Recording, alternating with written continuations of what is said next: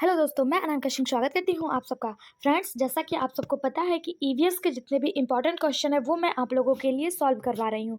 Friends, जिसमें मैंने सजीव और पर्यावरण दो चैप्टर सॉल्व करा दिया है। आज का जो हमारा चैप्टर है वो है पर्यावरण अध्ययन। आज हम पर्यावरण अध्ययन के जितने भी इंपॉर्टेंट क्वेश्चन है उसे सॉल्व करेंगे।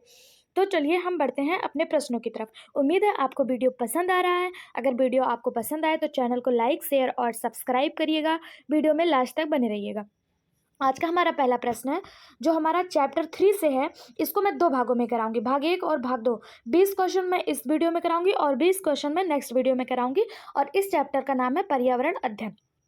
पहला प्रश्न है, सजीवों को 5 जगतों में किसने विभाजित किया? Robert Hooke, Carolus Linnaeus, R.H. Whittaker या चार्ल्स डार्विन? तो आपको पता है कि जो रॉबर्ट हुक है इन्होंने कोशिका की खोज की थी, जबकि लिनियस जो है इन्होंने द्विपद्धति का निर्माण किया था, दो पद्धति की खोज की थी। जबकि सजीवों को 5 जगत में बांटने वाले थे R.H. विटेकर, यानी कि ऑप्शन सी इसका सही जवाब है। अगला है, जीवाणुओं का अध्ययन किस जगत में किया जाता है? पादप, मोनेरा, प्रोटिस्टा या जंतु? तो पादप, पादप मतलब होता है पौधा, तो पादप जगत में पौधे का अध्ययन किया जाएगा।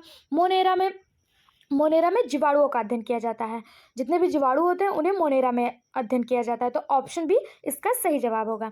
अगला प्रश्न पूछा है, जीवाणु विज्ञान के जनक हैं Antonie van Leeuwenhoek, DJ Ivanovsky, Robert Brown या इनमें से कोई नहीं? तो इसका जो सही जवाब है वो है एंटोनी वान ल्यूवेनहॉक, यानी कि जीवाणु विज्ञान के जनक एंटोनी वान ल्यूवेनहॉक हैं।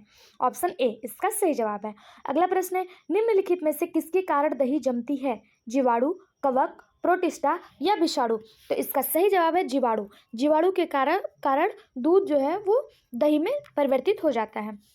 अगला प्रश्न है, निम्नलिखित जीवों में से कौन मुख्य रूप से गर्म एवं आर्द्र स्थान पर पाए जाते हैं? जीवाणु, कवक, प्रोटिस्टा या विषाणु? तो इसका सही जवाब है कवक। कवक जो होते हैं, जो फंगस होते हैं जिन्हें आप फंजाई कहते हैं, वो गर्म एवं आर्द्र स्थान पर पाए जाते हैं। ऑप्शन बी इसका सही जवाब है।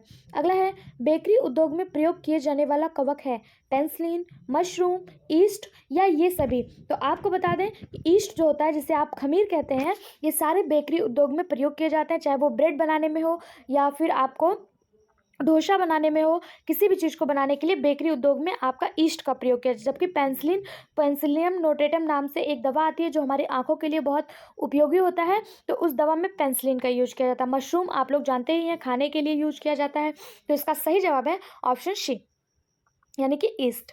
अगला प्रश्न है, लाइकेन जिसे आप शेक कहते हैं सहजीवी का उदाहरण है। इसमें दो जीव एक साथ रहते हैं एवं एक दूसरे को लाभ पहुंचाते हैं। ये दोनों जीव हैं जीवाणु और कवक, शैवाल और कवक, कवक और अमीबा या अमीबा और विषाणु? तो इसका सही जवाब है शैवाल और कवक, यानी कि algae and fungi. Option B इसका सही जवाब है। ये दोनों के कॉम्बिनेशन से बनता है लाइकेन। लाइकेन को, इन दोनों को जोड़ने की कड़ी भी कहा जाता है। शैवाल और कवक को जोड़ने की कड़ी लाइकेन को कहा जाता है। शैवाल को इंग्लिश में एल्गी और कवक को इंग्लिश में फंजाई कहा जाता है। अगला प्रश्न है, लाइकेन किस प्रकार के प्रदूषण से के प्राकृतिक सूचक हैं? जल प्रदूषण, ध्वनि प्रदूषण, वायु प्रदूषण या ये सभी? तो लाइकेन जो होता है वो वायु प्रदूषण का सूचक होता है। ऑप्शन सी इसका सही जवाब है। जहाँ वायु प्रदूषण ज़्यादा होता है वहाँ पर लाइकेन का रंग परिवर्तित हो जाता है। अगला प्रश्न है, पादप जगत के जनक हैं अरस्तु, थियोफ्रेस्टस, चार्ल्स डार्विन या लैमार्क? तो इसमें आपको बॉटनी के फादर पूछा गया, फादर ऑफ बॉटनी पूछा गया है। तो जो अरस्तु हैं ये जूलॉजी के जनक हैं। थियोफ्रेस्टस यानी कि ऑप्शन बी इसका सही जवाब है। थियोफ्रेस्टस पादप जगत यानी बॉटनी के फादर कहे जाते हैं। अगला प्रश्न है, निम्नलिखित में से कौन एक वृक्ष नहीं है? पीपल, सुंदरी, कीकर या केला? तो आप सबको पता है कि जो केला होता है इसे वृक्ष की श्रेणी में नहीं रखा जाता है। बाकी पीपल, सुंदरी और कीकर यह वृक्ष की श्रेणी में आते हैं। जबकि कीकर एक ऐसा वृक्ष है जो कम पानी सोखता है और इसकी लकड़ियों में कभी भी कीड़े नहीं लगते हैं। कीकर और नीम की लकड़ियों में कीड़े नहीं लगते हैं। अगला प्रश्न है, निम्नलिखित में से कौन सी जड़ें खाई जाती हैं? गाजर, मूली, शकरकंद या सभी? तो आप सबको पता है कि गाजर, मूली, शकरकंद इन सब की जड़ें खाई जाती हैं, जबकि आलू जो होता है उसका तना खाया जाता है। तो ऑप्शन डी इसका सही जवाब है। अमरवेल उदाहरण है रेशेदार जड़ का, परजीवी जड़ का, अस्तब्ध जड़ का या स्तब्ध जड़ का? तो अमरवेल जो है वो परजीवी जड़ का उदाहरण है। परजीवी मतलब ये जिस प्लांट पे रहता है उससे सिर्फ अपने आप को केवल इसका प्रॉफिट होता है, उस प्लांट का कोई प्रॉफिट नहीं होता है, उसे परजीवी कहते हैं। जब दोनों का प्रॉफिट हो तो उसे सहजीवी कहते हैं। जैसे लाइकेन, लाइकेन कवक को भी कवक से उसे रहने का स्थान मिलता है और वह कवक को खाने के लिए फूड प्रदान करता है, तो लाइकेन सहजीवी होता है। जबकि अमरवेल जो है यह परजीवी की श्रेणी में आता है, या केवल इसकी प्रॉफिट होती है, जिस पर यह रहता है, जिस पर यह चढ़कर बड़ा होता है, उसकी कोई प्रॉफिट नहीं होती है। तो ऑप्शन बी इसका सही जवाब है। फिर दिया आलू, प्याज, अदरक आदि का क्या खाया जाता है, तो अभी मैंने आपको बताया कि इनका तना खाया जाता है। आलू, प्याज और अदरक के हम तने खाते हैं। अगला प्रश्न है, वाष्प उत्सर्जन क्या होता है? पत्तियों के द्वारा जल का वाष्प के रूप में निकलना, जड़ के द्वारा जल का वाष्प अवशोषण करना, जाइलम द्वारा जल का संवहन करना, या फ्लोएम द्वारा भोजन का संवहन करना। वाष्प उत्सर्जन यानी कि पत्तियों के द्वारा जल का वाष्प के रूप में निकलना ही वाष्प उत्सर्जन कहलाता है। अगला प्रश्न है, प्रकाश संश्लेषण सबसे कम किस रंग में होता है? लाल, हरा, पीला या बैंगनी? तो इसका जो सही जवाब है वो है बैंगनी। बैंगनी रंग में प्रकाश संश्लेषण की प्रक्रिया सबसे कम होती है। अब आएगा आपके दिमाग में प्रकाश संश्लेषण क्या होता है, तो सूर्य की उपस्थिति में हरे पेड़ पौधे द्वारा अपना भोजन बनाया जाना ही प्रकाश संश्लेषण कहलाता है। तो यह बैंगनी रंग में बहुत कम होता है। अगला है, निम्नलिखित में से कौन सा अलग समूह से संबंधित है?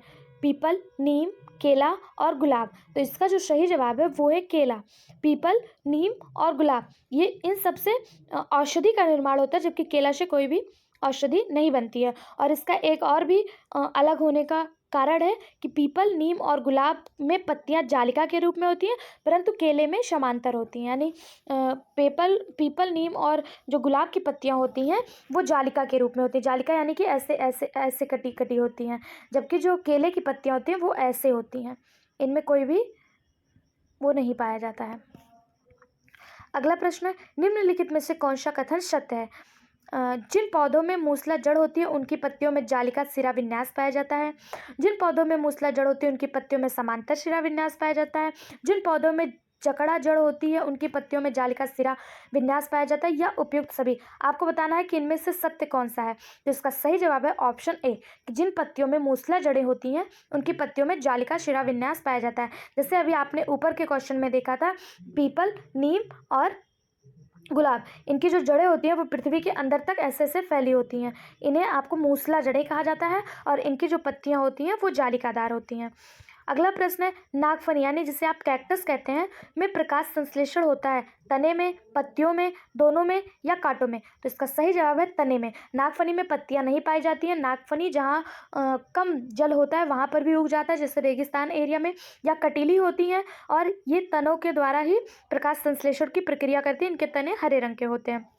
अगला प्रश्न है, पौधे का प्रजनन अंग है जड़, तना, पत्तियां या फूल? तो इसका सही जवाब है फूल। पौधे का जो प्रजनन अंग है वो है फूल।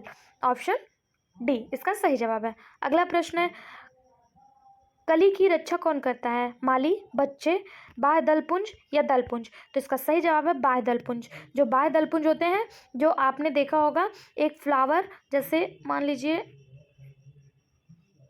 ये कोई कली है, तो ये जो इसी को आप बाह्य दलपुंज कहते हैं, यही कली की रक्षा करते हैं। तो ऑप्शन बी इसका सही जवाब है। उम्मीद है आपको वीडियो पसंद आया होगा। चैनल को प्लीज़ प्लीज़ प्लीज़ ज़्यादा से ज़्यादा शेयर करिए, सब्सक्राइब करिए। वीडियो में लास्ट तक बने रहने के लिए धन्यवाद।